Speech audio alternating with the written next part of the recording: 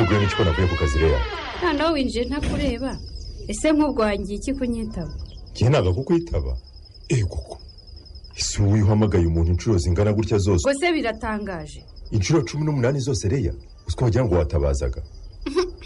Iyo uhamagaye umuntu bwa mbere ntiyitabe, ukongera bwa kabiri ntiyitabe, ntubumva ko uwo muntu ahuze.